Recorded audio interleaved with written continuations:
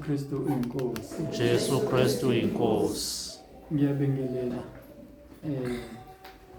obaba Mfundisi Shelembe, obaba bonke, omama, osisi, insizwa, Sunday school, ngigama elihle lomsindisi wethu uJesu Kristu. Amen. Siyambonga kakhulu ke uNkulunkulu osigcinile namhlanje sakwazi ukuthi sihlangane ngalendlela, sihlanganela yena ngoba luyeza lolu suku lapho sizomhlangabeza noma uzosihlangabeza emafini, sihlangane siyibandla sonke sesiphelele kuye, kodwa namanje futhi sizohlangana kuye ukuze silungele lolu suku ezobuya ngalo inkosi yethu ilande ibandla layo. Namhlanje ke ngiyafisa ukuthi sibheke incwadi ivangeli ngokukaMateyu isahluko 26, sibheke uvesi kusukela ku-37 kuya ku-34. Indaba yethu namhlanje izogxila kakhulu, noma angithi ingumkhuleko.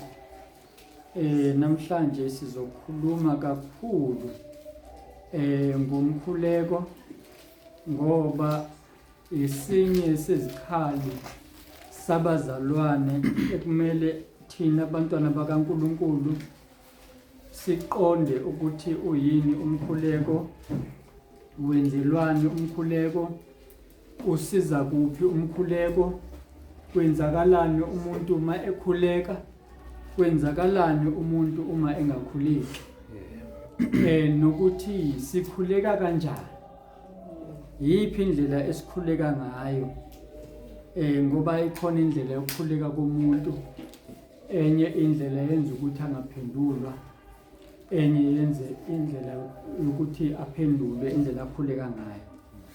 Kodwa ke nokho lezi zinto esengiyishilo angiboni ukuthi sizoziqeda namhlanje, ukuthi sizoqhubeka ke nayo indaba yomkhuleko noma cha, nami ke angazi, kodwa sizogxila nje endabeni yomkhuleko namhlanje.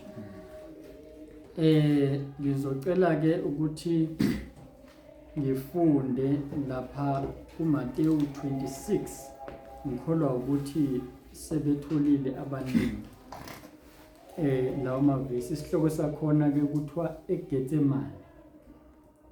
Mase ngifundile ngizocela umfundisi uShelembe asikhulekelele izwi.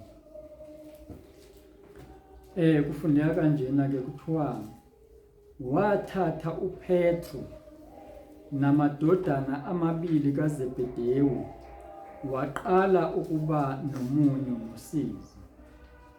Khona wathi kubo, umphefumulo wami ulusizi kakhulu kuze kube sekufeni. Hlalani lapha nilinde kanye nami. Waqhubeka ingcosana, wawa ngobuso bakhe, wakhuleka wathi, Baba, uma kungenzeka akudlule kimi lesi sitsha, nokho kungabi njengokuba ngithanda mina, kodwa njengokuba uthanda wena. Verse 40. Wayeseza kubafundi wabafumana belele, wathi kuPetru, kanti beningelinde nami ihora libe linye na? Lindani nikhuleke ukuba ningangeni ekulingweni. Umoya uyavuma kepha inyama ibuthakathaka. Verse 42. Wabuye waya ngokwesibili wakhuleka wathi, Baba, uma lesi sitsha singedlule kimi ngingasiphuzanga, mayenziwe intando yakho. Sigcine lapho. Inkosi ibusise ukufunda kwezwi layo.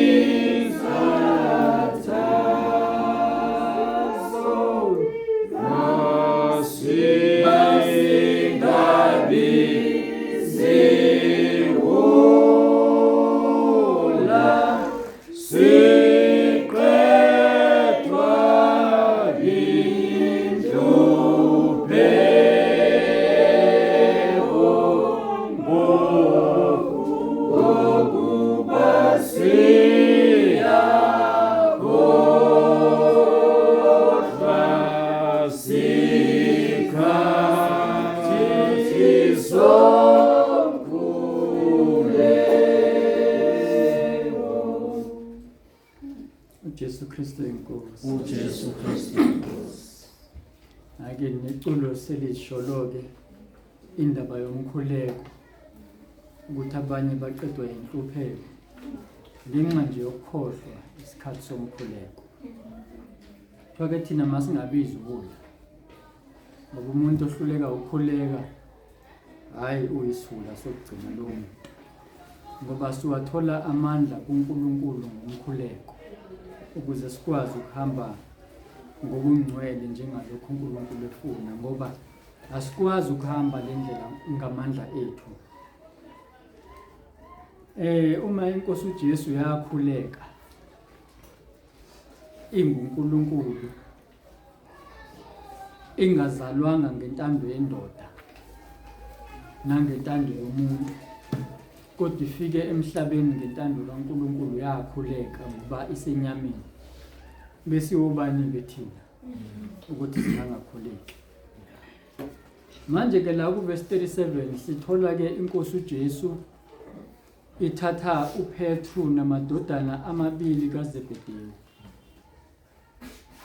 Babekhona abafundi bayo inkosi uJesu, ngicabanga ukuthi bo-11, ngoba ngesikhathi kusadliwa isidlo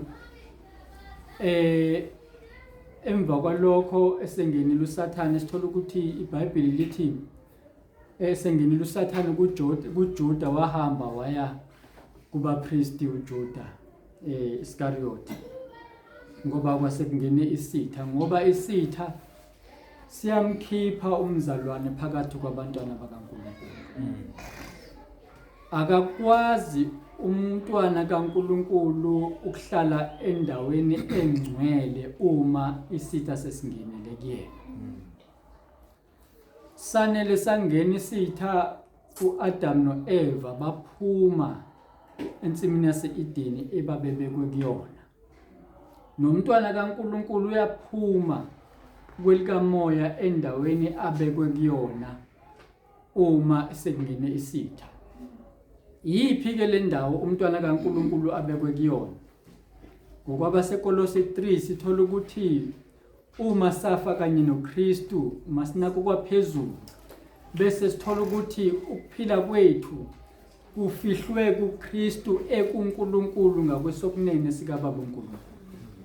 Yilapho-ke ababekhona kulelo Edeni uAdam noEva, kodwa masekungena isitha sabakhipha kuKristu, sabakhipha kuleli Edeni akade bekulona, base bezithola bengaphandle.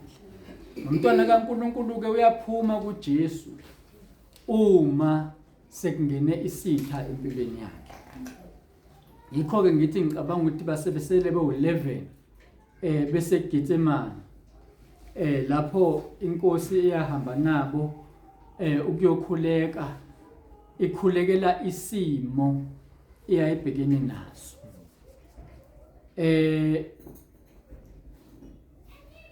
Wathatha-ke lamadoda amathathu inkosi uJesu. Angazi ukuthi kungani sebefike bonke bese ikhethe laba bantu abathathu.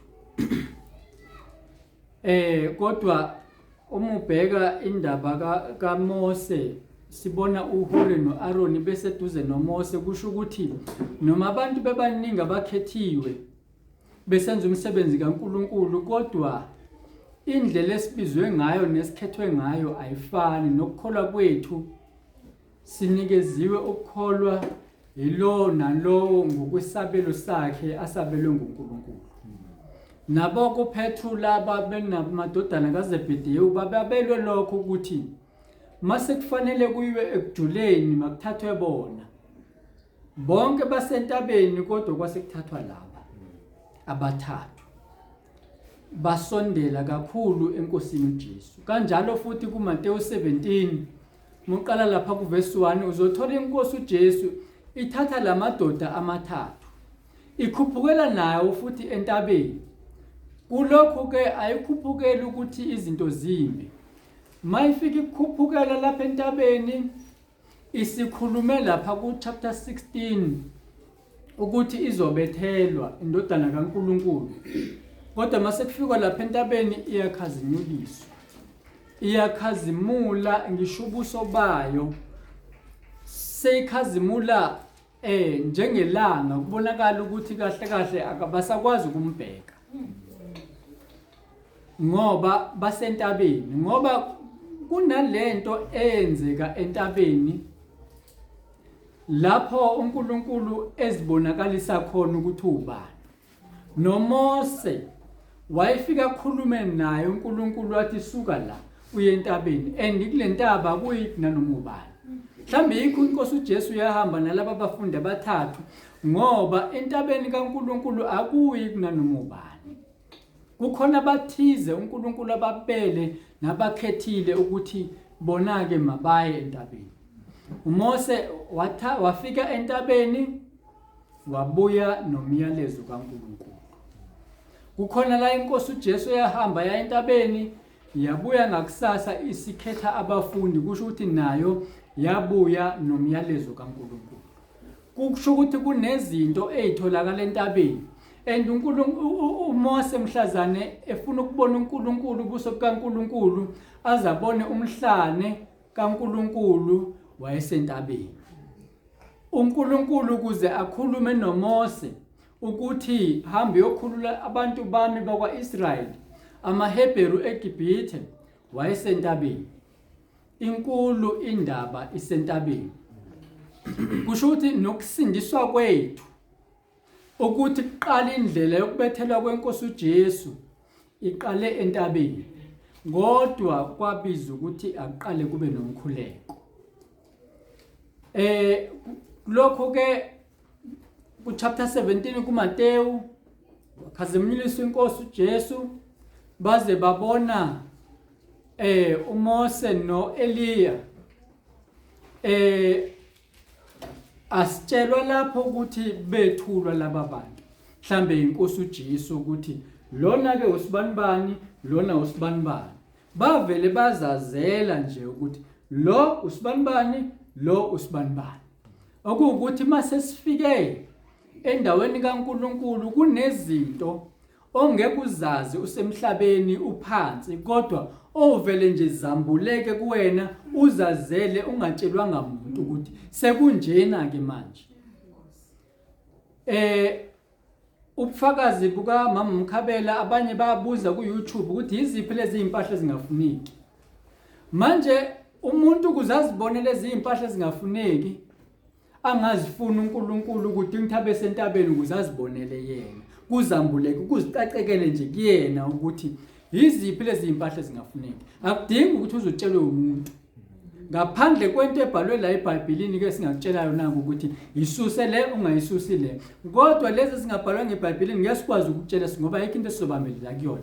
Kodwa udinga ukuthi ukhuphukele entabeni ukuze kube nezinto ozovela uzibonele nje ukuthi le uNkulunkulu akayifuni, le uNkulunkulu uyayifuna. Kwenzeka kanjalo ke kula madoda abona inkazimulo ebengayiboni elapha phansi. Lo Jesu asebembona sebelapha entabeni akuyena lo kade bembone lapha phansi. Kusho ukuthi kunezinto ezahlukayo uma uzokhuphuka kwelikamoya uye entabeni. Kunezinto ozozibona nalezo kade uthi uyazibona uzozibona ngenye indlela uma usufika lapha phezulu, ngoba kukhona indawo okhuphukele kuyona enikudinga ukuthi ukhuphuke. Ngihlale ngisho lapha kuMateyu 5 verse 3 ukuthi kwakunesixuku kodwa kunezinto inkosi uJesu engazikhuluma ngesixukwini yalinda baqale bakhuphukele entabeni. Yona uqobo lwayo inkosi uJesu yakhuphukele entabeni lithi iBhayibheli abafundi bayo bayilandela. Ayimemanga umuntu maya kuleyo ntaba kodwa abafundi bayo bayilandela. Kusho ukuthi nami nawe kwesinye isikhathi inkosi sizoyithola entabeni. Wona lamazwi engakhuluma la ngihambile ngaphuma ekhaya ngiyokhuleka ukuthi inkosi fanele ngithini kubantu bakho, fanele ngithini ebandleni lakho ngoba ngazi ngizothini, ngoba empeleni wena ngifisa ukukhuluma mina ngizothini. Ngakuthola sengiphumile ekhaya lokho ukuthi kufanele kukhulunywe ngani ukuthi weni bengingazi nami, ngoba ayikho into engingayikhuluma phakathi kwenu bazalwane, ayikho into engiyaziyo ngoNkulunkulu nangevangeli. uNkulunkulu wazi ukuthi yini ayidingayo ngeimpilo zethu. Yini afuna ukuthi siyilungise thina njengabantwana bakhe ukuze simhlangabeze ngolunye usuku. Mina ngazi lutho. Ngingafika ngishaya eceleni mangaba ngathi ngishumayela ngokwami. Abafundi beNkosi uJesu bake bathi sebekhulekile, umoya ongcwele wabahola ukuthi abahambe bawushumayela. Bathi mabefika kwezinye indawo kwasho ukuthi uNkulunkulu uthi no, angishongo ukuthi ushumayelani la. Ngizama ukuveza ukuthi noma ngingathiwa ngilazi kangakanani iBhayibheli kodwa angazi ukuthi yini uNkulunkulu afuna ukuyikhuluma ngasiphi isikhathi. Yikho kudinga ukuthi ngimcele ngaso sonke isikhathi. Angeke ungisize ukulazi iBhayibheli lonke. Ngidinga ukwazana noNkulunkulu. Akhulume ngalo leli Bhayibheli kodwa ngidinga ukwazana noNkulunkulu. Ngakho ngidinga ukukhuphukela entabeni nami. Wonke umuntu udinga ukukhuphukela entabeni ukuze athole aqonde imfihlakalo kaNkulunkulu. Ngoba ngaphandle kwalokho kunezinto ezizocashela ungayiboni, konakala ezinye izinto empilweni yakho, emndenini wakho kanti uhlulwe ngentabeni phela. Uma uqhubeka nendaba uthola ukuthi lapha khona wathi kubo umphefumulo wami ulusizi kakhulu ukuze kube sekufeni. Hlalani lapha nilinde kanye nami. Uthi umphefumulo wakhe ulusizi. Yabona ke kumntwana kaNkulunkulu makukhona into ebuhlungu noma embi ezokwenzeka. Umphefumulo womntwana kaNkulunkulu balisizi. Kuba buhlungu. Ubungazi kwesinye isikhathi ukuthi yini lezokwenzeka. Yini ngangahlaliseka kahle. Yini ngeze ukuthi khona kungihlupha kungimnandi ngaphakathi. Ayikho into engiyibonile embi kodwa ngiyeza ukuthi khona ungahambi kahle. Umntwana kaNkulunkulu ke lo. Ngiyakhumbula ngo2016 cishe bekuSeptember. Ngisehhovisini ngisebenza. Cishe ngaphuma ngazi noma ngaye enkantini ngingahlalisekile kahle ngabuya. Ngaphinde ngaphuma ngaye emotweni. Ngafika khona mangifika emotweni umndeni wami ubuhamba usemotweni uye ekhaya emakhaya le eHarding. Ngaze ngabuka efonini ngingakakhuleki. Ngabuka itracker ngoba ngangahlalisekile kahle. Itracker yangitshela ukuthi bebehamba ngo117 km/h ispeed ku freeway ku N3. Sorry ku N2. Sebebheke ngase Potchefstroom. Ngangena emotweni ngakhuleka. Ngathi mangiphuma emotweni ngivula isicabha kwangena SMS emotweni efonini yami. Ngethuka ngayithatha ifoni ngokusheshsha. Ngayibuka ifoni ibhaliwe ivela ku tracker ithi possible impact. Okuchaza ukuthi kungenzeka ukuthi kwenzeke ingozi. Ngafona yangabanjwa ifoni. Ngaphinde ngafona yabanjwa ifoni ibanjwa umuntu wesilisa. Ngathi banjani? Kuhamba kanjani? Wathi kubukeka sengazi ukuthi basindile bayaphila.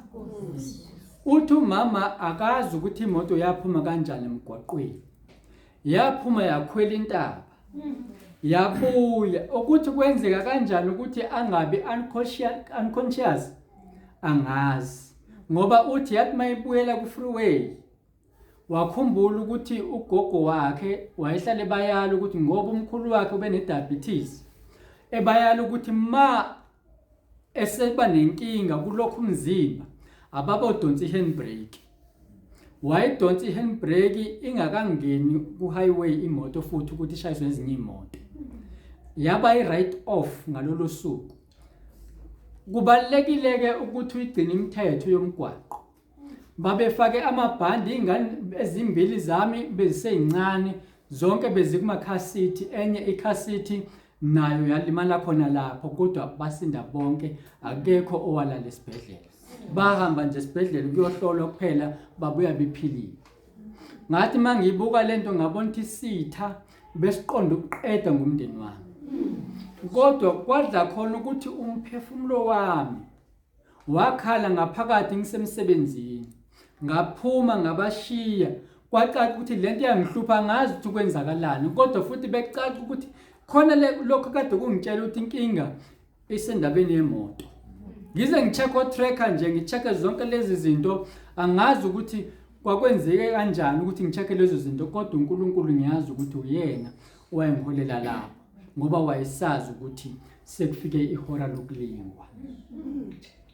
Kubalekile ukulalela ke izwi likaNkulunkulu mawuze ubuhlungu emphefumulweni wakho, ukhuleke noma kuthiwa awazi ukuthi kwenzakalani, ikuphi inkinga lapho ikhona. Kodwa ekugcineni uzobona ngokuthi ulalele uNkulunkulu. Ngiyakhumbula futhi sisemkhosini cishe ngangayisho lento. Ngikhulekela umuntu engakazi ngimfonele kumfonela ubaba uDon Dlamini. Kanti ngizozwa ukuthi bamshaye bambeka kwesokufa usinde eICU. Mabechaza ukuthi usinde kanjani nama ngiunderstand wasinda kanjani.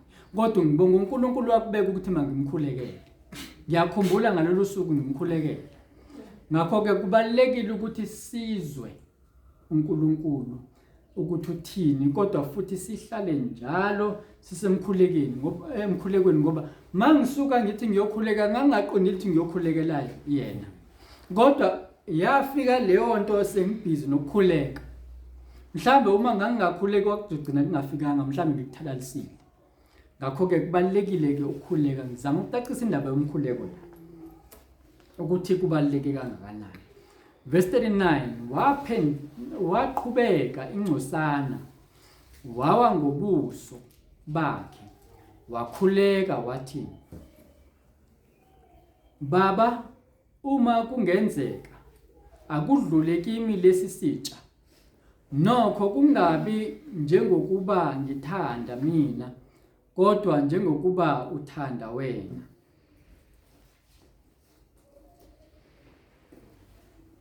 La inkosi uJesu sekufika isigaba sesibili sokufezeka kwenkonzo noma into eyayizele emhlabeni.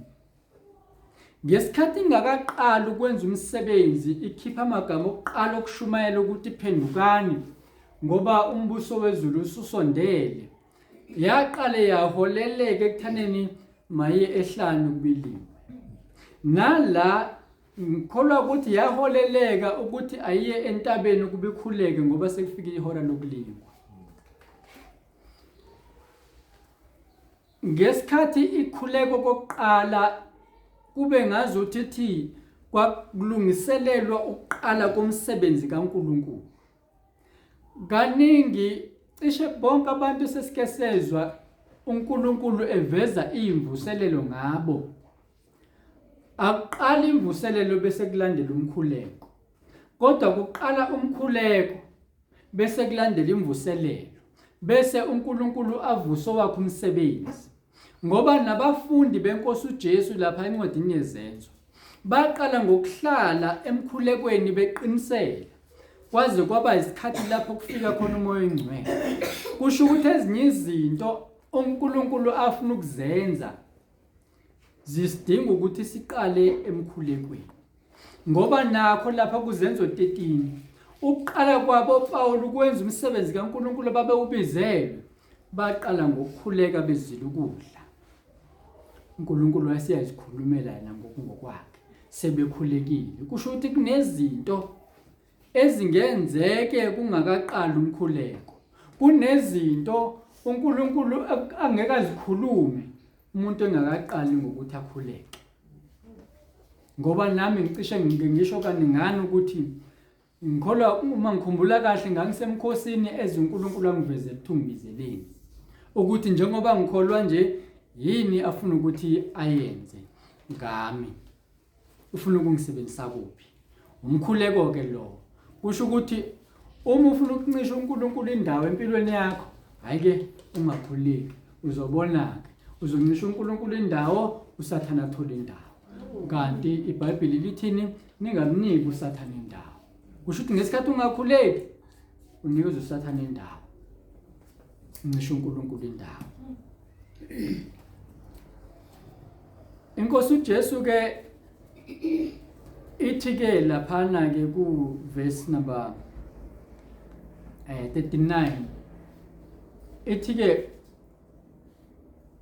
akudlule kimi lesi sitsha, nokho kungabi njengokuba ngithanda mina. iyabona inkosi uJesu ukuthi isimo ebhekene naso silikhuni kakhulu, inyama ingeke ikwazi ukukuthwala ngokwayo. Iyakhuleka ukuthi uma ngamanye amazwi uma bekuya ngayo inkosi beyingadlula lento ukuthi ibetheke, beyizele khona lokho, kodwa uma bekuya ngayo bekungathiwa hayi asale sisithi ukuyeka kancane usalisa ubuyele ezulwini ungasafanga, ngoba kubhlungu ukufa komzimba njengoba wayesenyameni ngempela.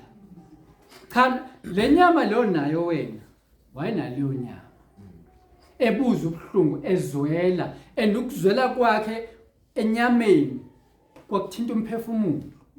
Yikho wayekhuleka kangaka nje, ngoba lo mzimba mosuza ubhlungu uphazamisa umphefumulo, wenza ukuthi umphefumulo ufuna ukuzwela lo mzimba, bese ufuna ukuthatha indlela elula, indlela enqamlelayo. Umzimba ke lo olwa nomoya. Umoya uyavuma ukuthi mayenzeke intando kaNkulunkulu, kodwa inkinga umzimba uinfluencer umphefumulo ukuthi umphefumulo awuthathe siphi isinqumo, sokuthi manje umphefumulo uzothatha isinqumo sentando yomzimba noma uzothatha isinqumo sokuthi akwenziwe intando kamoya. Ngoba lokhu kokubili, umoya nomzimba, kuyalwa. Umphefumulo kumele uthathe decision wona ukuthi ngiwela ngakuphi kulezi zinto zombili. Inkosi yaba naleso sifiso, yathi kodwa nokho makungabi intando yami, akungabi intando yalomzimba lo, ayife intando yalomzimba, ngicela ukuthi makube intando yakho. Ngamanye amazwi inkosi uJesu yenza ngqo lento esitshene yona ukuthi icelani nizophiwa.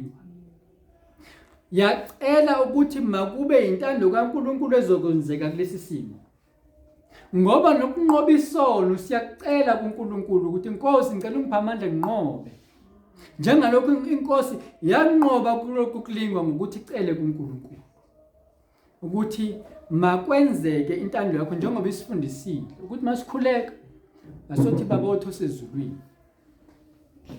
Cace nje ukuthi sikhuluma nomuphi ubaba, sikhuluma nobaba, akasho ukuthi asithi uNkulunkulu wethu osezulwini, no, ngoba usasizele sesingabantwana bakhe. Sikhuluma nobaba sithi baba wethu osezulwini, umbuso wakho mawufike, intando yakho mayenziwe. Yilento yasho inkosi uJesu la ukuthi intando yakho mayenziwe la emhlabeni njengoba yenziwe ezulwini.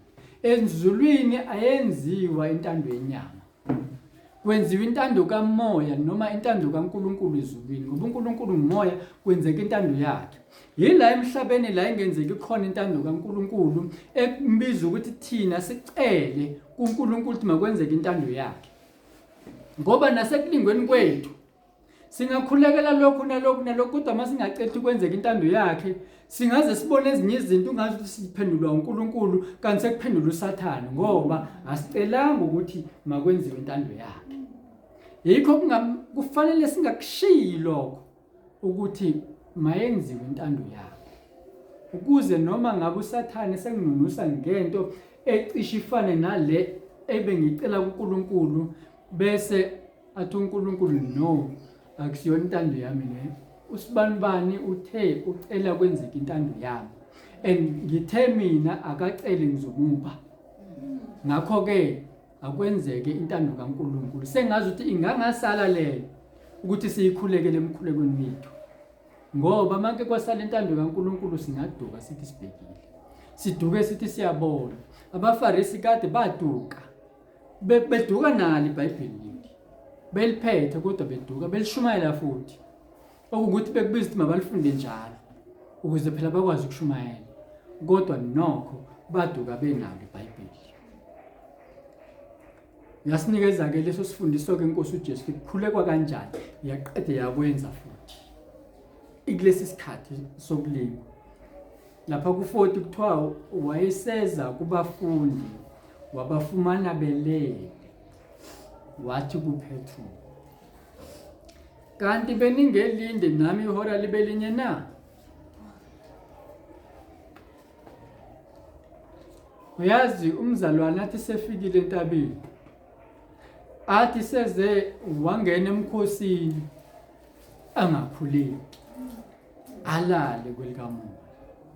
Sebefikile labafundi entabeni, mhlambe nabo bebezibona ukuthi hawu sikhethiwe thina, so bathathu out of this 12 noma ke out of this 11 thina sodwa sakhetha ukuthi masisondele enkosini uJesu ibanga elifushane ngendlela yokuthi babemuzwa, noma angithi ngikholwa ukuthi babemuzwa ukuthi ukhuleke wathini, ngoba yikho kubhaliwe la ukuthi wakhuleka wathini.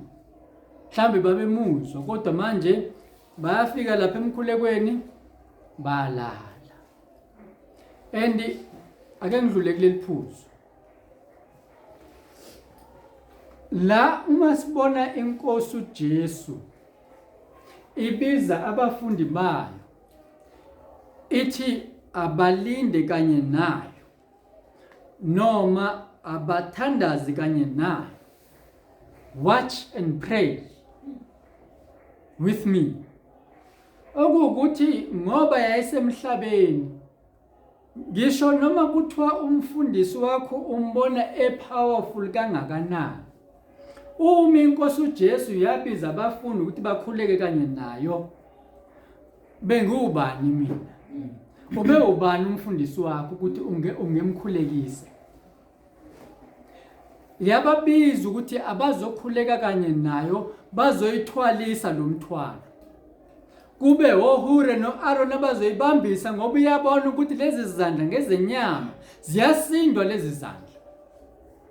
Yakhuleka kwaze kwaba ngathi kuyithukuthuku zegazi, ngoba yayibona isimo eyayibhekene naso.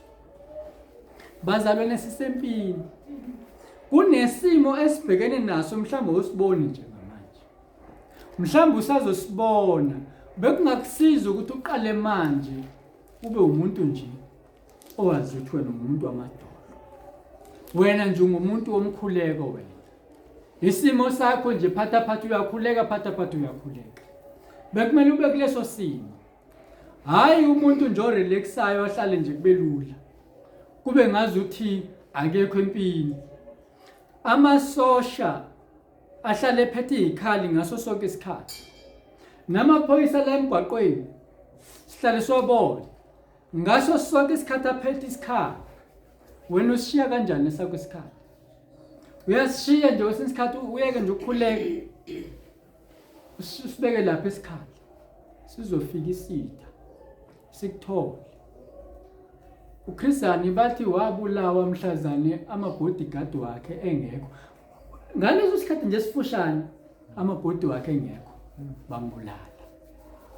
Kusho ukuthi nawe ngaleso sikhathi nje le gap oyishiyayo encane, Sathane ngayithola leyo gap, angene ngayo abese yaqeda ngawo. Njengoba wathola leyo gap uDavid ethi uhamba istage, bona owesifazane egeza, mhlambe kwaba iminute nje embonile, wa-entertaina lokhu akubonayo. Akangaye emkhulekweni, akangathi njengoba sengibone lento Nkosi ngicela ungeza amehlo ami, ngoba lapha uJobe 31 kuverse 1 uthi ngenza isinqumo namehlo ami ukuthi ngingayibuka kanjani intombi, okuwukuthi lento eshiwe inkosi uJesu ukuthi izogcwalisa ithi umuntu obukwesifazana namkhanuko usephingile lokho enhlizweni yakhe.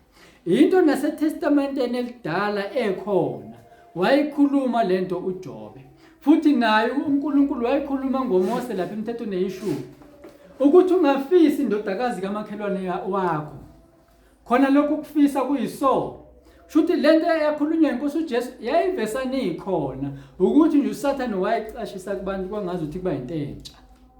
Mayithi inkosi uJesu ngizogcwalisa izogcwalisa into ezikhona, zazivesana lezo zinto zikhona. Uyoyithola ezinye zazo zilotshiwe eTestamenteni elidala, kodwa isitha siphuphuthekise amehlo ethu thina bantu. Ngakho-ke sidinga ukuthi siye emkhulekweni ukuze kuvuleke amehlo, siye entabeni ukuze sibone lenkazimulo kaNkulunkulu ebesingeke siyibone sisemhlabeni njengabo Petru. Zange bayibone inkazimulo yenkosi uJesu bela emhlabeni. Bayibone emhlazane bekhuphukele entabeni nenkosi uJesu. Ngoba nakho ukukhuphukela entabeni udinga ukukhuphuka kanye naye, ungakhuphuki wedwa. Ngakho kumele uyingcwelise. Ungathi nje emkhosini kanti uzingcwelise uhamba ungcolile, ngoba kumele ukhuphuke naye inkosi uJesu usukhuphukela entabeni. Ngoba abanye nomkhosi ke bawubiza ngokukhuphukela entabeni. Ithi ke inkosi abalinde kanye nayo. Lapha ku verse 41. Ake sithi ukugxila kancane lapha ke ekulindeni.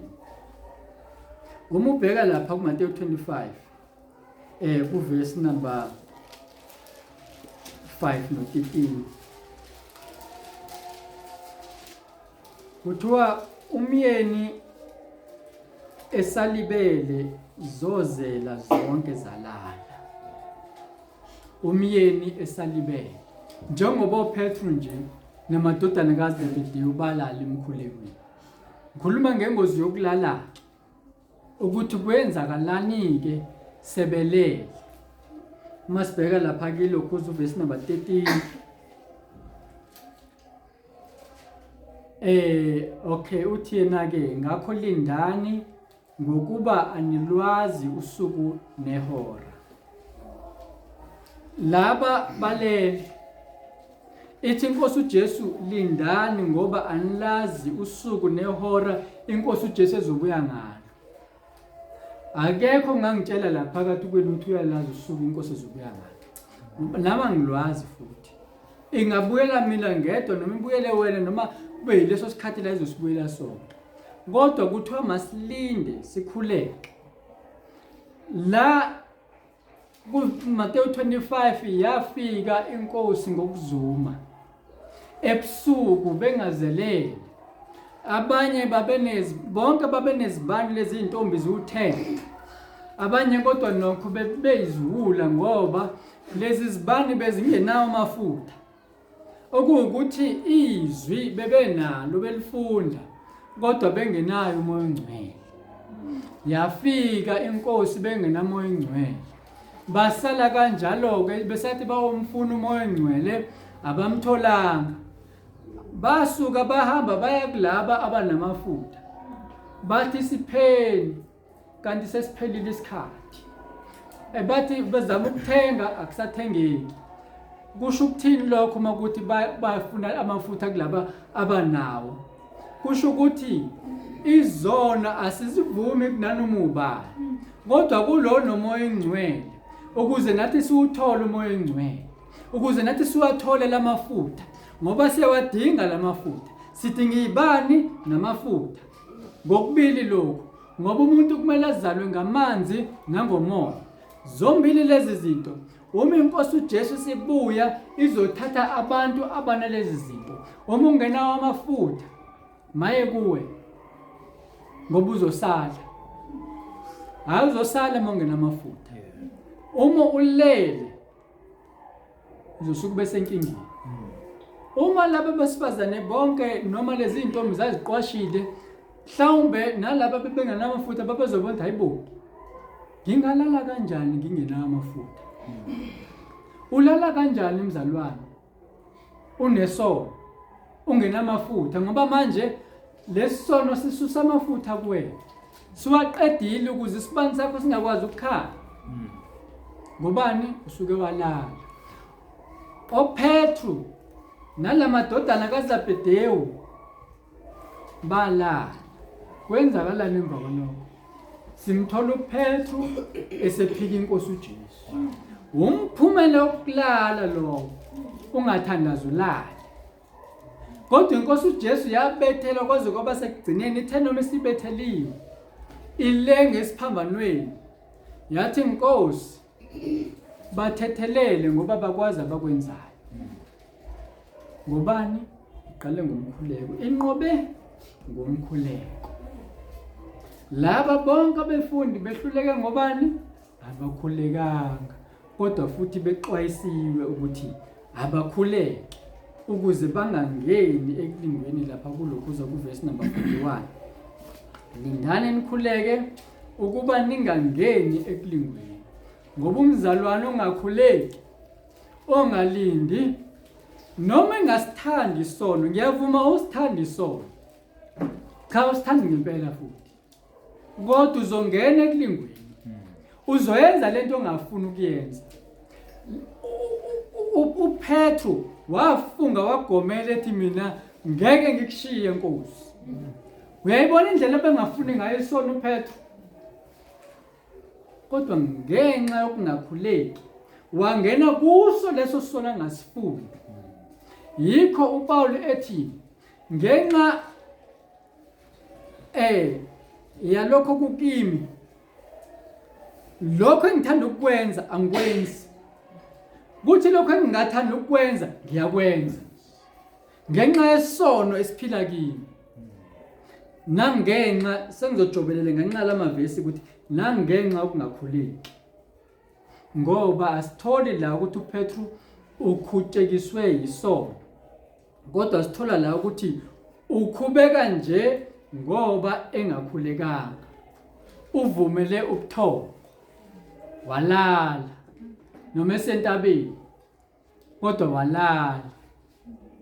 Ngoba nami mhlawumbe uzothi usentabeni noma kuzothi uzile ukudla, ulale, ungene ekulingweni usemkhosini, wenza isono usemkhosini. Ngobani? Usuke walala noma ususentabeni. Indaba yokulala ke inzima kakhulu. Uma sisazogxila nayo nje sibheke lapha abasekuthoseleni kabokuqala, isahluko 5.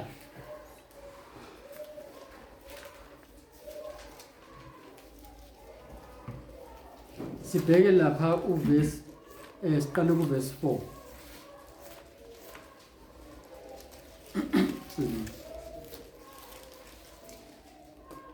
Kepha nina bazalwane anikho ebumnyameni,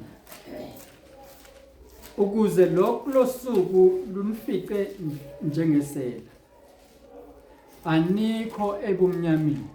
Yabona ke inkosi uJesu iyabeka caca ukuthi isela lifika ngesikhathi kumnyama, alingeni nangesango ngoba lifuna ukuthi lizontshontsha, lifika lingabonwa, alifuni ukubonwa ukuthi selifikile.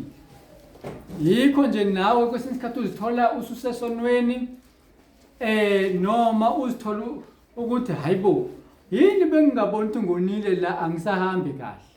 Ngobani? Sekufika isela liyacasha ukuthi ungaboni ukuthi selifikile. Njengoba uDavid kwaphela isikhathi eside nje engaboni ukuthi hayibo sengibulela uUriya phela mina. Uzokhunjuzwa uNathani.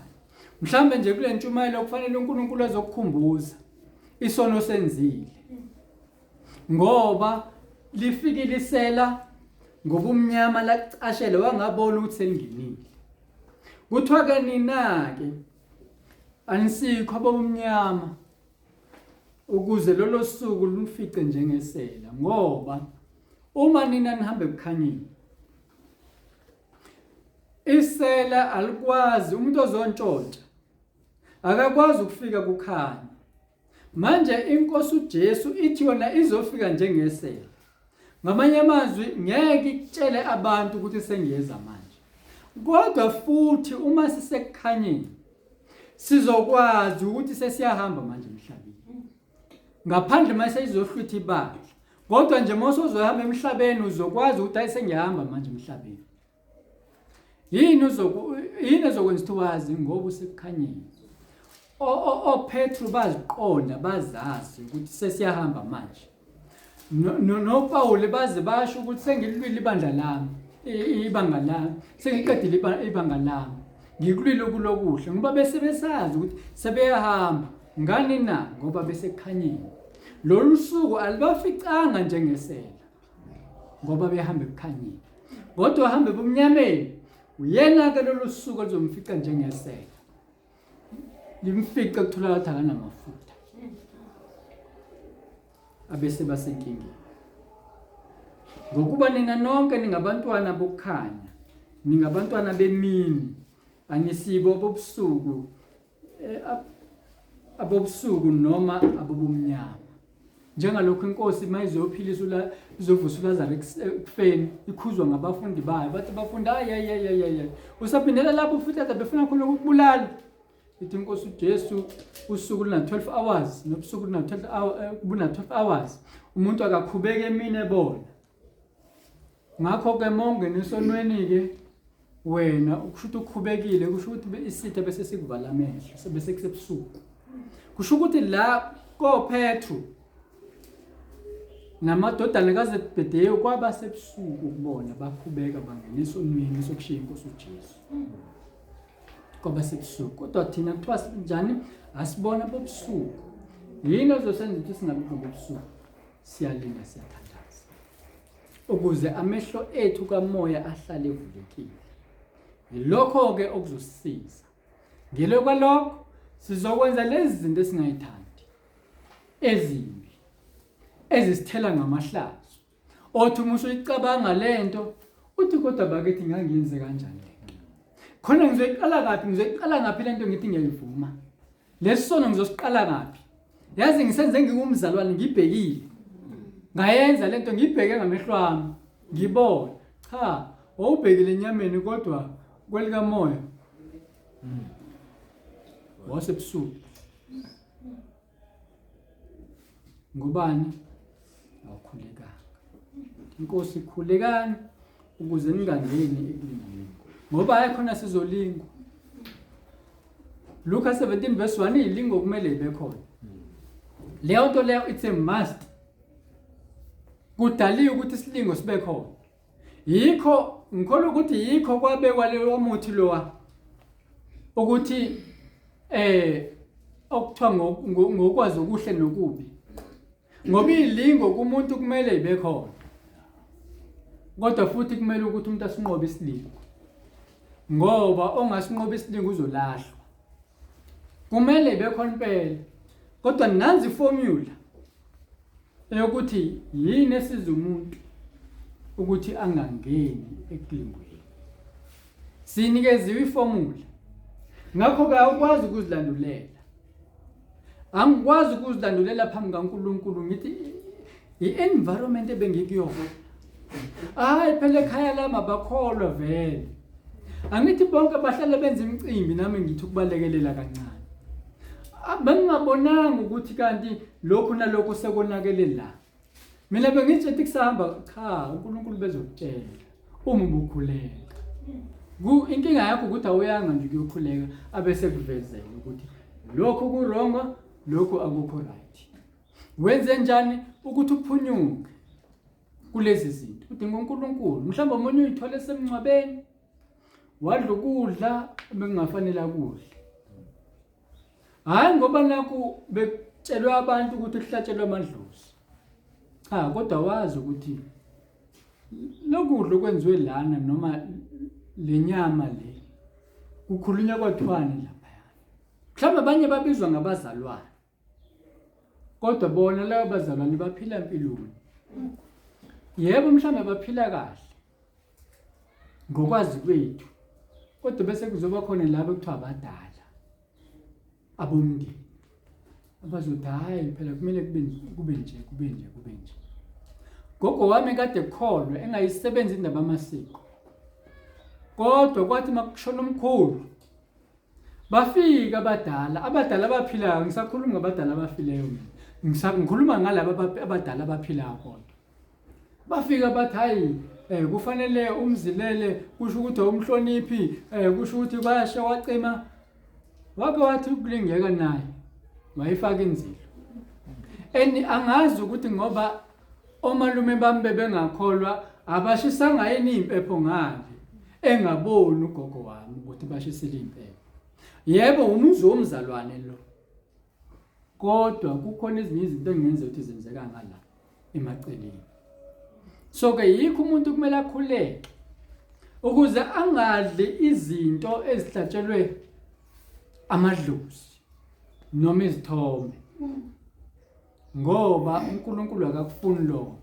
Ngesikhathi udla lento izodala ubuthakathaka kuwe emzimbeni wakho uzibona usungena esonweni uzibone usungasakwazi ukuthandaza sekungasathandazeki kanti ilento la emzimbeni wakho ekwenza ukuthi ungakwazi ukuthandaza yile phuphe wadla ilona manje uthi yazi uyazama ukuthandaza kuthandazeki kanti lezi zinto ezifakwe isitha emzimbeni wakho ngamanye amazwi umzimba wakho usuphiliswa yinto yesitha isitha sesithola indlela yokungena kuwe ngoba newuthandazaka uzwe ukuthi kuyini okuyintando kaNkulunkulu ukuze ungangeni ekulingweni uSathane angafaki into zakhe emzimbeni wakho ngoba naloya muthi lowa abawudla uAdam noEva angazi ukuthi wawunani ukuze ubaphe ukuhlakanipha kodwa lokuhlakanipha kwabo kwaba ubule bokugcina kuNkulunkulu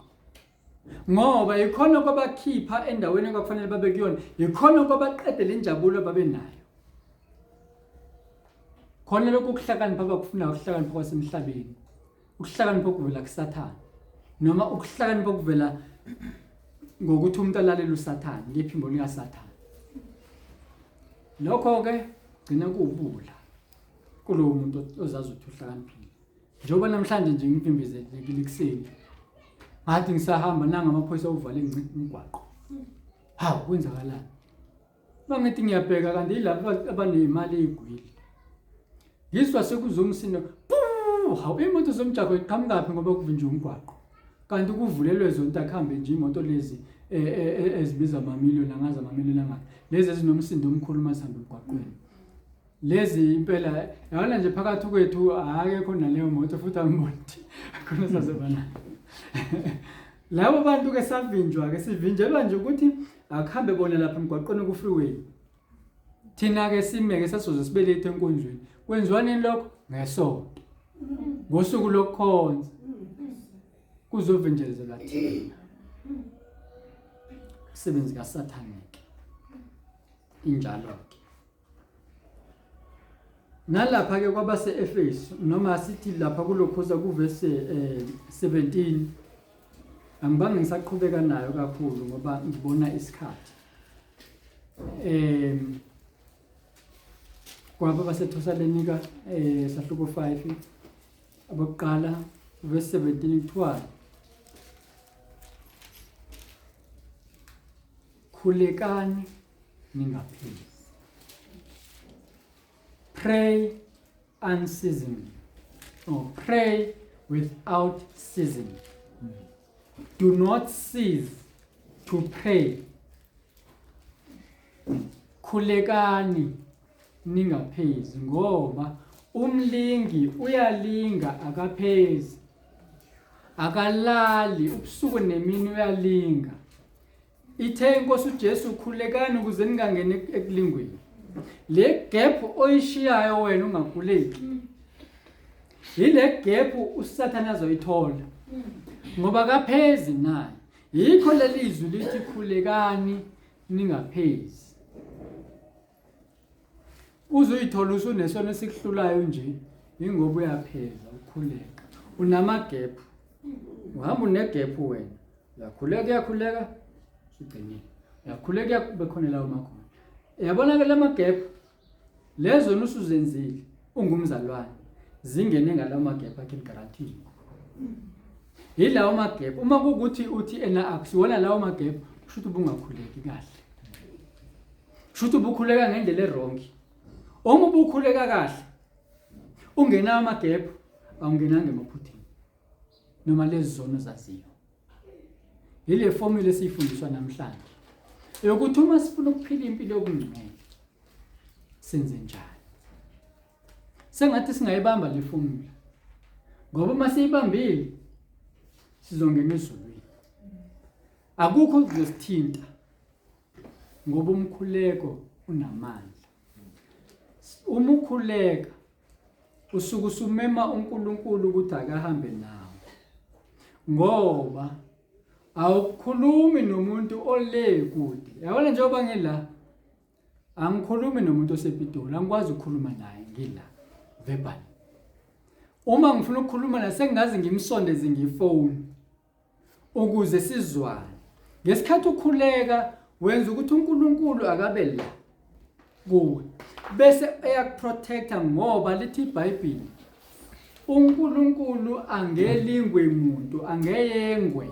So mayise la isithu sathane sizothi silinga wena kanti usumeme uNkulunkulu ukuthi akabe la kuwena uNkulunkulu angeyengwe.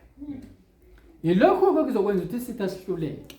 Ukuthi sekukhona uNkulunkulu phakathi kwakho usumemile ukuthi akabe ingxenye yempilo yakho sesiyashayeka ke isitha lapho. Asayithola indawo. Ngoba umuzobheka ngicishe incwadi kaLuka noma kaJohane esekhulekile inkosi uJesu kuyo yona le ndaba sithola ukuthi kwafika izingelosi zamkhonza isitha sambalekela esukhulekile ukuthi ngamanye amazwi kwaba khona ukukhona bukaNkulunkulu kwehla okuvele ezulwini ngalo mkhuleko engikholwa ukuthi bengeke kwenzeke uma ubengakhulekanga. Nale ngelosi yakhe ekugadayo nayo izokuthola amandla ukugada kahle impela usukhulekile. Ngoba uma ungakhuleki uzongena ekulingweni and kunezinto ongeke uyiqonde uma ungakhuleki. Lapha kuDaniel chapter 10 uthola umbono uDaniel akawuqondi usekhulekele ukuqonda ke manje. Ngoba kubalekile ukuthi sikhulekele ukuqonda ukuthi yini intando kaNkulunkulu kuyipho kuyintando kaNkulunkulu. Ezinye izinto esizitholayo asiqondi and asingeneliswa yilokho. uNkulunkulu wehlisa ingelosi ezomazisa ukuthi ithini impendulo yalokho. Wayenze njani azothola le mpendulo uDaniel? Wayikhuleka. Okuwukuthi hleze leyo mpendulo yayingeke ifike kuDaniel uma wayengakhuleki. Even though uNkulunkulu wayengathanda ukuyehlisa leyo mpendulo kaDaniel, kodwa kwakunempi emkhathini eyamadimoni. Amadimoni elwa nalengelosi ukuthi ayingafiki kuDaniel. Kodwa uDaniel waqhubeka ekhuleka. Umkhuleko kaDaniel ufika kuNkulunkulu. Ngiyakholwa ukuthi ngesikhathi uya kuNkulunkulu umkhuleko kaDaniel ingelosi ithola amandla ukuthi inqobele amadimoni. Maye ngesikhathi engakhuleki ingelosi ayiwathola amandla ingazihluleka ibuyele ezulwini. Mhlambe nawe nje kunezimpendulo esezazigcina sesibuyele emuva singasafinyelelanga kuwena ngoba ungakhuleki. Kunalamandla inkosi uJesu ebeyiwadinga ukuze ikwazi ukusithwala isiphambano. Ebedinga ukuqhamuka evele ezulwini lawo mandla. Abengeke aqhamuke la emhlabeni. Ayikho into emhlabeni ebengagenerate lawo mandla inkosi uJesu uthi ithwala isiphambano. Endithi inkosi uJesu yilona lo ngathwala isiphambano sakhe ngilandela ngebe ngumfundi wakho wami noma waye inkosi uJesu. Okuwukuthi mina nawe ngoba simele ukuthwala isiphambano sidinga ukucela amandla kuNkulunkulu okusithwala lesi siphambano. Ngoba ngeke lesi siphambano sisithwale ngamandla semhlabeni ngamandla enyama. Sizosithwala kuphela ngamandla ezulu. Ngokuthi sikukhulekele lokho ukuthi nasi isiphambano. Uthe Nkosi mangisithwala usuku nosuku okuwukuthi usuku nosuku ngiyakhuleka. And not usuku nosuku kuphela. Ngeyikhathi zonke ngoba kuthiwa angikhuleke ngingaphezi. Hayi nje ukuthi hayi mhlambe mangizwa kune convenience. Ngingena emkhosini ngoba naku noma ngizolinda baba umpostoli azamemezela umkhosi ukuze ngene emkhosini. No. Kunenye into ke engiyiphawulayo futhi ngomkhuleko. Umkhuleko kakhulu umkhuleko wezilingo. Umkhuleko oba effective maqondana nezilingo yilo ozikhulekela wena. Bangakutshela abanye abantu bathi bayakhulekela. Yebo futhi bayakhulekela. Kodwa uma ufuna ukunqoba isilingo zikhulekele wena. Yayikhuleka lapha inkosi uJesu. Izikhulekela. yatshela abafundi ukuthi nabo mabakhuleke ukuze bangangena ekulingweni okukuthi ngisho noma ngathiwa inkosi uJesu yayikhuleka ngokwayo kodwa nabo kwakumele bayikhulekele bona bangathembele ekuthaneni hayi nakho ngihamba nenkosi uJesu iyangikhuleka njengoba ilapha nje ikhuleka nje ngiyazi ukuthi iyangikhulekela ngiyazi ukuthi iyanginxusele yebo khona la inkosi uJesu yasho khona mayikhuluma noPetru ukuthi mina ngikunxusele ukuthi uma usuphendukile kuwena uqinisa abanye yamnxusela inkosi kodwa sidinga ukuthi yilo nalo azikhulekele yena yebo kufanele sikhulekelane ukhuleke nabanye abantu kufanele kodwa nawe uyadinga ukuyikhulekela ukuze unqobe ngoba ngeke unqobe kunamadimoni kuneyinhlobo zamadimoni ezingaphumi ngaphandle kokukhuleka nokuzila ukudla ongake nje ulwe naleli dimoni ulwe lingaphumi omunye uzothi mhlambe hayi mina ngiyazila kodwa hayi akulungi ngolunye usuku inkosi uJesu ifika abafundi bayo bedoba sekusekuseni beshika ke kubusuku bonke zingaphumi inhlanzi bengayitholi kodwa futhi babizwa bengabadobi okuwukuthi ngiyacabanga ukuthi babengama expert ekudobeni kodwa ngalolo suku behluleka kwafika inkosi uJesu bantwanyana ikhuluma nabafundi ekugcineni ithi qhubekelani ekujuleni phonsani amanetha enu ekujuleni makukhona lento esakuhlulayo kusho ukuthi ubungakafiki ekujuleni makusekhona lezi zona ohlala ungene kuzona kusho ukuthi ubungakafiki ekujuleni ngitheke kunamadimoni angaphumi ngaphandle kokukhuleka nokuzila ukudla Mateyu 17:21 ngeshwa kula maBhayibheli esesiwasebenzisa kulezi insuku noma kulesi sikhathi samanje lelo verse selakhishwa mina ke mangifunda iBhayibheli angijwayele ukuthi ngimane ngibheke ukuthi sengikuvesi bani manje sengikuvesi kubani manje mangifunda lawo maBhayibheli angiboni ukuthi kunevesi engiliskiphile la yikho ke sengastika ko King James no New King James ngenhlanhla ke naleli lesizulu ke lisekhona leli verse angazi ke noma nakhona basazolikhipha yini lapha ku verse 21 ithi inkosi uJesu kepha lolo hlobo aluphumi ngaphandle kokuba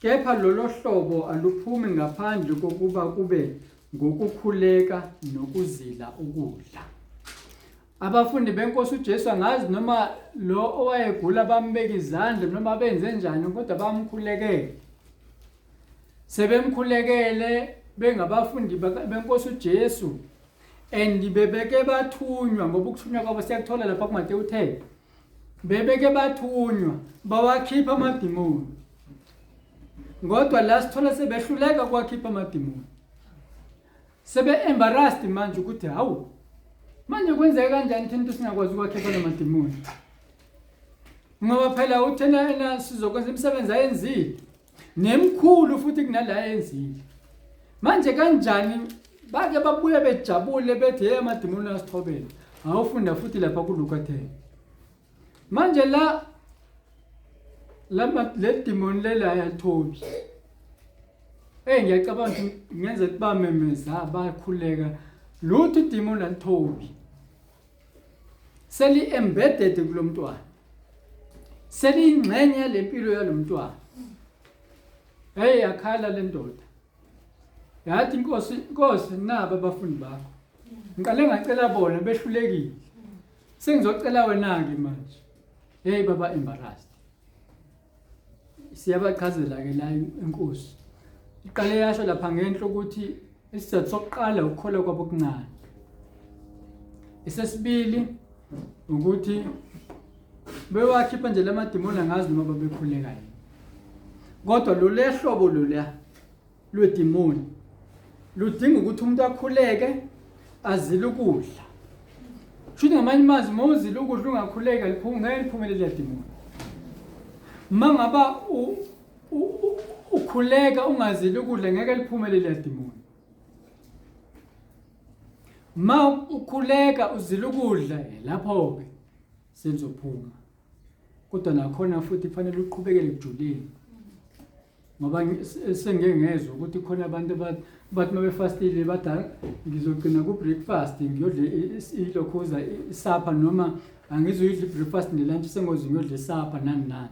Hayi ke angazi noma kukujula yini lokho, kodwa ke mina ngizothi qhubekele ekujuleni makuthi khona into ebona inkinga empilweni yakho. Kuzokusiza lokho. Noma ngabe ubuthi uyakhuleka, awuqhubekele ekujuleni. Uzobona umphumela uqhubekele ekujuleni. Ukuthi kunezinto ozozazi, ozovela uzazele nje zona.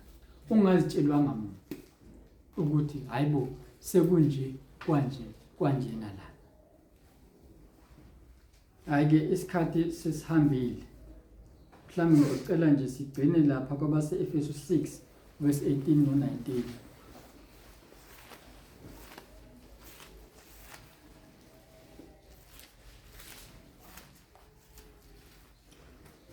Yes, sisakhuluma ngayo indaba yomkhuleko. Verse number 18 no 19. Kuthiwa ngokukhuleka konke nokunxusa nikhuleka ngezikhathi zonke ngomoya. Nanzo ke indlela ekukhulekwa ngayo. Kukhulekwa ngomoya. Ngoba ngumoya owaziyo esikudingayo. Ngumoya owawazi ukuthi njengamanje inkosi uJesu isizobethelwa. Yayise iya entabeni yabiza abekwakufanele babize bayikhulekise. Yayise iyakhuleka. Lithe icule lesicule eqaleni malithi isikhathi somkhuleko ngumoya oyingcwele ongumholeli wesikhathi somkhuleko. Kodwa futhi liphinde lisicacisele ukuthi sikhuleke njalo njengoba sesifundile. Ngomoya kulokho nilinde ngesineke sonke nangokunxusela abangcwele bonke. Siyakhuleka ngomoya, silinde ngesineke sonke. Silinde kuphi? Emkhulekweni. Njengalokhu inkosi uJesu yatshela abafundi bakhe ukuthi lindani nikhuleke. Watch and pray. Ulindele impendulo kaNkulunkulu. Njengoba sengikhulekile nje uNkulunkulu uzokwenzani? Wenzani ngalomkhuleko? Ngoba kukhona into eyenzeka emfihlakalweni ngomkhuleko. Ungangayibona ngaleso sikhathi kanti iseze njengokuDaniel. Impendulo ayithola on the 24th day ekhulekile. Kodwa futhi impendulo yayisuka kuNkulunkulu on the very same day. Day 1 iqala ukhuleka uNkulunkulu wamuzwa umphendula. Day 24 yima impendulo isifike endlebeni zakhe sifika kuyo. Angazi kuwena ukuthi kuzoba uday number bani la kuzofika khona impendulo yomkhuleko wakho. Kodwa mina bengizothi linda ukhuleke. Ungayiki ukukhuleka. Noma ngabe kubiza ukuthi lento lena ikhulekele uphindelele. Inkosi uJesu lapha yana esifunde khona kuMateyu 26 yaphinda kaze kabathathu ikhuleka into eyodwa. Kwaze kwaba ukuthi yenzeka. Ukuthi nawe akusilona icala ukuthi ungakhuluma into eyodwa uphindelele kaningi uyokhuleka into eyodwa nje. Ngoba uyayidinga lento. Inkosi uJesu yayiwadinga lamandla ukuthi inqobe isiphambano, ithwale isiphambano. Heleyo manje oyiwadinga leso sikhathi. And lesi siphambano yayizosithwala ngenyama. Inyama ke ebuthakathaka, umoya ovuma, inyama ebuthakathaka. Ayifuni inyama. Amanye bekumele inkosi uJesu inqobe lenyama. Impi yakhona qala kulwa nalenyama qala. Nawe ke qalulwe nalenyama ukuthi ayikhuleke lenyama. Ngoba umphefumulo wakho wona uzobhubha esikobhweni uma engakhuleki. Ngoba uzongena esilingweni bese ezulwini isona singeni. isono nje isona esivala amagate lapha yana. Inkosi uJesu iyona eyisa okuwukuthi mangilandela yona ihamba emva kwayo noma iyona ke ngizongena ngayo. Kodwa isono siudonga. Sivele nje sivale nje indlela ingabikho. Sidala ukuthi kube mnyama. Kuthi into ngigudluze lo donga bese ngiyibona inkosi uJesu bese ngiyilandela ke.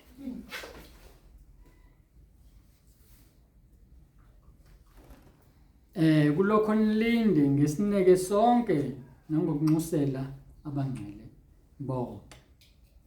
Ngishilo ukuthi mangaba ke inkosi uJesu yabiza abafundi bayo ukuthi bathandaze kanye nayo.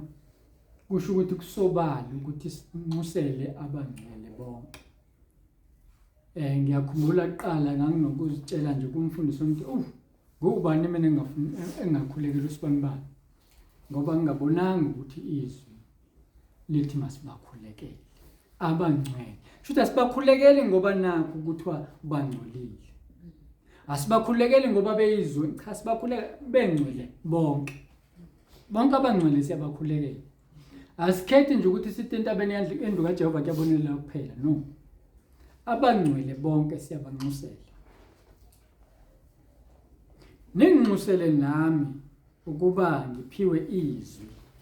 Nxa ngivula umlomo wami ngize ngiyishumayele ngisibindi imfihlakalo yevangeli. Ngoba ivangeli liyimfihlakalo. Makumele ngiyishumayele ngesibindi lemfihlakalo, okokuqala kungibiza ukuthi mangiyilande kuNkulunkulu lemfihlakalo ngoba lento ifihlakele itholakala kuNkulunkulu kuphela. Njengabo Mose imithetho ye10 bayithola bese entabeni bayithola kuNkulunkulu kuphela. Ngakho umuntu oshumayelayo kuyamphoqa ukuthi akayolanda imfihlakalo yevangeli kuNkulunkulu ukuze ayithule kubantu. Otherwise uzofika nengqondo yakhe neexperience yakhe lento engayifisi abese ke azosifida lokhu okungokwakhe. Kanti inkosi uJesu isitshela ukuthi umoya uyaphilisa. Manje izwi lakhe ke linguye lingumoya. Inyama ithi inkosi uJesu ayisizi lutho. Nami ke bazalwane njengoba ngidla ngiyimina nje ngisenyameni ngeke nginisize ngalutho ngoba inyama ayisizi lutho. Kodwa ngumoya kaNkulunkulu ophilisa umuntu. Amphilise amkhiphe emathuneni. Wathuma izwi lakhe labaphilisa labakhulula emathuneni. Amahubo 107 verse 20. Izwi lakhe ke lisikhiphe emathuneni. Hayi ke simbonge uNkulunkulu. Ngicele ubaba uMabasa asivalele ngomthandazo. uJesu Kristu uyinkosi. Jesu Kristu.